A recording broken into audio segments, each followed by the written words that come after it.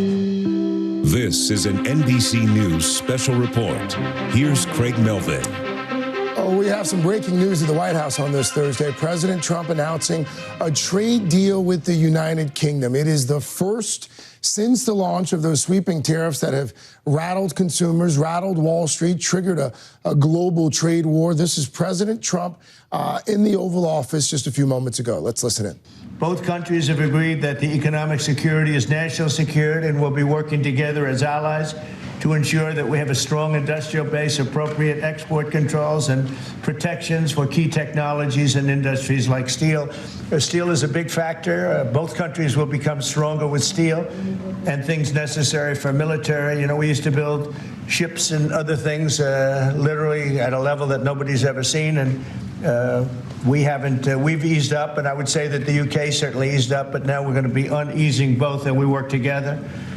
Once again, I want to thank Prime Minister Starmer. He's been terrific for his partnership in this matter, the special relationship and external bond. It's really an external and an internal bond between our two countries will soon be stronger than ever before. And we really do. We have a great relationship. I want to just say that the representatives of UK have been so professional.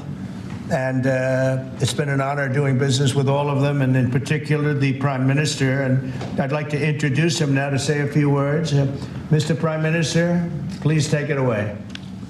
All right, there you have Trump thank there. you, Mr. President. President Trump in the Oval Office just a few moments ago announcing a deal with the United Kingdom, so it would seem. I want to bring in our senior business correspondent, Christine Romans.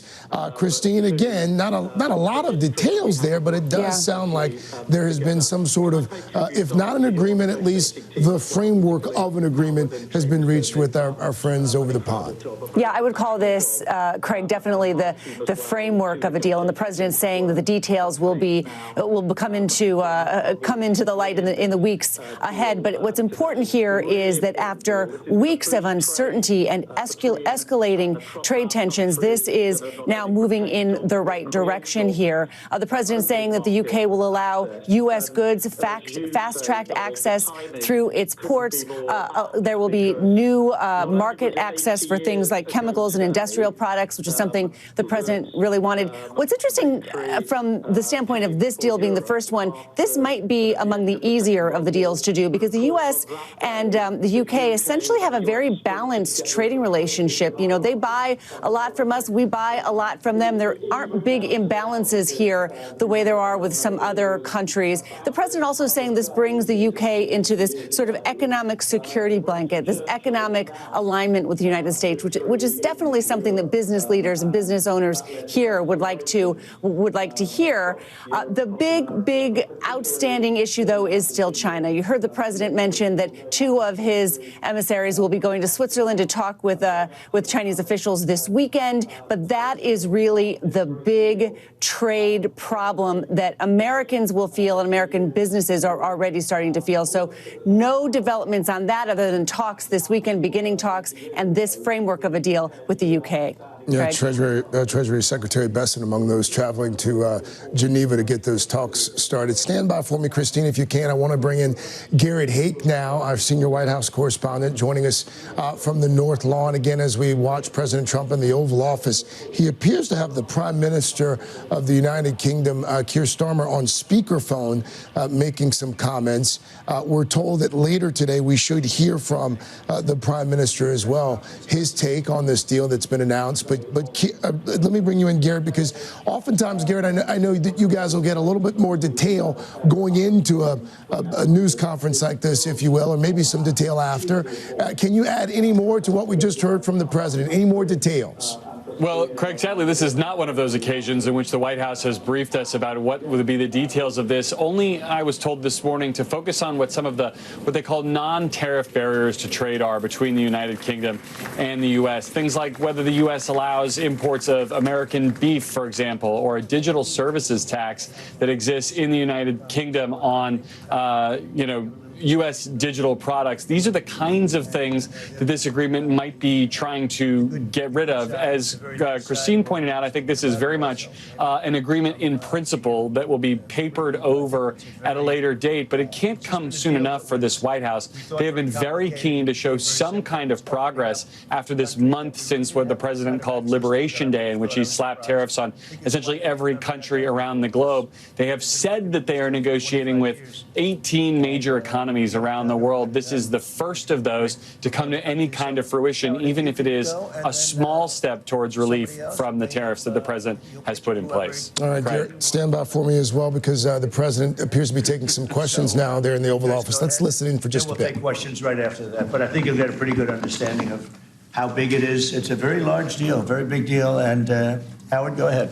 So the UK is the 6th largest economy in the world and the 4th largest that we export to, right? So it's a huge market, a top 10 market. If you remember Liberation Day, they were at 10% because we have balanced trade with the UK, right? They say they have a surplus, but of course that counts gold bullion, which is, so let's just call it balanced trade. So how do you open up a market in balanced trade? People think it's impossible. They've always thought it was impossible until President Trump came on the scene and changed the way things work. So here's what we've got. We've opened up new market access, ethanol, beef, machinery, all the agricultural products. They've agreed to open their markets, and that will add $5 billion of opportunity to American exporters. So the question is, why would they do that now? Because they've never done it before. And we still have our 10% tariff on, which will produce $6 billion of revenue for the United States. So the idea was, how do they keep their jobs, protect their economy, and do the best for their people while opening the market for us?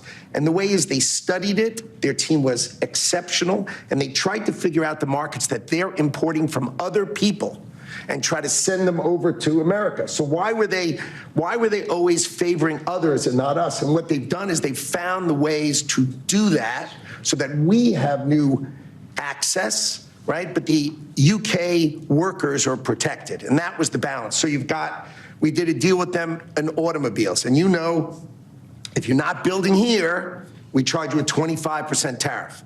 But the president, and by the way, I want to make this clear, while Jameson and I worked hard, this was the president's deal. And people think, oh, that's not the way it works. If you got to sit next to him, I have the best deal maker to my left. And if you don't think that we take advantage of him calling the prime minister and getting that deal done, you don't understand who's the president of the United States. So he's the closer. He gets deals done that we could never get done because he understands business, he understands deals.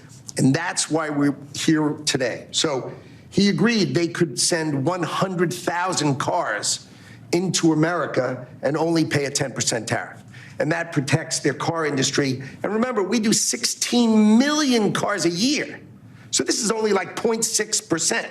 But for the UK auto people, this is tens of thousands of jobs that the president agreed that he would protect for them. So he made that deal.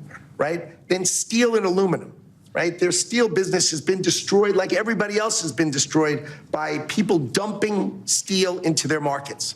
And British Steel had announced it was closing down. So the British government, as part of this deal, nationalized British Steel, and they're going to match the kinds of models we do. They'll put tariffs on, they'll put quotas on. They want to do it with America so they can be part of the resurgence of steel and aluminum in America, and that saves them, again, thousands and thousands of jobs. So if you go step by step, aero and commercial planes, they sell Rolls-Royce engines to Boeing. We've agreed to let Rolls-Royce engines and those kind of plane parts to come over tariff-free. And what you're going to hear today is there's going to be an announcement in the UK that they are buying $10 billion worth of Boeing planes later today. But I'm going to let the name of the airline announce it because that's theirs to do it. Part of this deal was always to do it together and to do it strong. And you can see the numbers on this board. Everything about this board works exceptionally well for the United States of America. It lays out the plan that you can work with us in autos, you can work with us with aero and commercial, you can work with us in pharmaceuticals. All right, there's the Commerce Secretary, Howard Lutnick, there, heaping some praise on his boss, but also adding a bit more detail to that announcement that we heard from President Trump just a few moments ago, this trade deal with the United Kingdom. Christine Romans is back with us, our business correspondent. Christine, we've got another minute or so here. Sure. What do you make of what we just heard from Secretary Lutnick in terms of how all of this is going to work, what it's going to mean for the United States, what it's going to mean for our British friends? What we heard there was some give and take. You know, we heard that the U.S. is now going to be able to export more of its farm machinery and farm products and ethanol to the U.K., and the U.K. is going to be able to export 100,000 cars a year with a 10% tariff, not a 25% tariff. And that is a big concession for those U.K. automakers, which sell mostly luxury cars into the United States. It's a big job center for there. So you can see the push and pull. We're hearing about aircraft engines and aircraft. So you can see that they found a way to make a deal here that both sides can say is a win. Now they've got 18 more to go, and then maybe 100 more countries after that. And the Secretary also promising an announcement with regards to planes being purchased from the United States as well, from Boeing. So we'll find out more about that a little bit later. Christine, thank you. Thank you as well for joining us for this special report. You can find more on our streaming channel, NBC News Now, and online at NBCnews.com.